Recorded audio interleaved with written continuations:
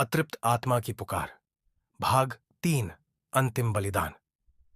समीर, रिया, अर्जुन और नेहा को लगा था कि उन्होंने भूतिया हवेली की आत्माओं को मुक्त कर दिया है, कि अब सब कुछ सामान्य हो गया है। लेकिन क्या सच में ऐसा हुआ था? समीर अब भी बेचैन था। उसकी आंखों के नीचे गहरे काले घेरे थे। वह चुपचाप रहने लगा था और कभी कभी रात में अकेले बड़बड़ाता था।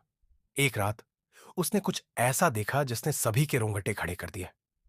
उस रात समीर ने सपना देखा कि वह फिर से उसी गुफा में है जहां वह पहले फंसा था। लेकिन इस बार कुछ अलग था। गुफा के अंदर कोई बैठा था। एक काला धुंधला आकार। उसकी आंखें जल रही थीं जैसे अंगारे हों। एक धीमी खौफनाक आवाज गूंजी, तुमने एक को मुक्त किया, लेकिन मेरा बदला अभी अधूरा है। समीर अचानक चिल्लाकर उठ गया। कमरे में अंधेरा था और दीवार पर एक छाया हिल रही थी। वह डर के मारे पसीने से भीग चुका था। रिया, अर्जुन और नेहा दौड़ते हुए उसके कमरे में आए। क्या हुआ समीर? रिया ने घबराते हुए पूछा। वह वापस आ गया है। वह अब भी यहां है, समीर ने कांपते हुए कहा। हवेली में छिपा सबसे बड़ा राज। अगले दिन वे बाबा रघुनाथ के पास गए। बाबा ने सब सुनने के बाद एक गहरी सांस ली।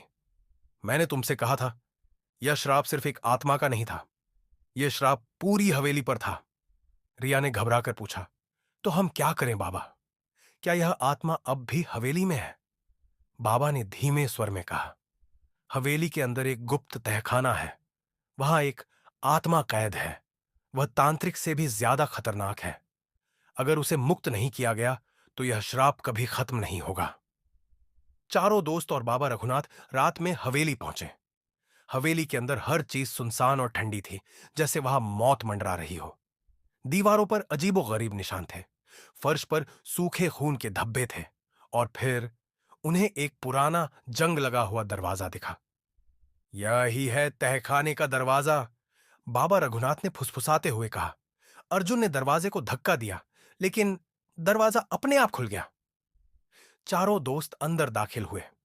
वहां चारों तरफ सिर्फ अंधेरा था। हवा में सड़ांध और खून की गंध थी। कोनों में पुरानी हड्डियां और नरमुंड रखे थे। एक जगह काले कपड़े में लिपटी हुई लाश जैसी कोई चीज पड़ी थी। और फिर वह चीज हिलने लगी। अलौकिक शक्ति का जागना। तुम आ गए। एक गूंजती हुई डरावनी आवाज हवेली में फैल गई। अचानक वह लाश जैसी आकृति हवा में उठने लगी। उसकी आंखों से लाल चमक निकलने लगी। रिया चीख उठी, बाबा, ये क्या है? बाबा कांपते हुए बोले, यह आत्मा नहीं, यह शैतान है। आकृति गुस्से से चीखी, तुमने मेरी आत्मा को तड़पाया है, अब तुम्हें भी इसी आग में जलना होगा। अचानक समीर की आंखें सफेद हो गईं। वह जमीन पर गिर पड़ा और उसके शरीर पर अजीब काले निशान उभरने लगे, जैसे किसी ने उसे अपने कब्जे में ले लिया हो। अगर तुम इसे बचाना चाहते हो तो कोई एक अपना जीवन त्यागे।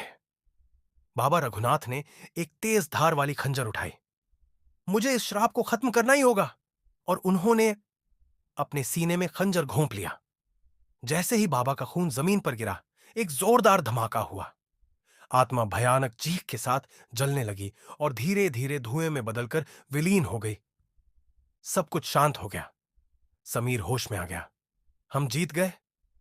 अर्जुन ने कांपते हुए पूछा। हां, बाबा ने हमें बचा लिया। रिया की आंखों में आंसू थे।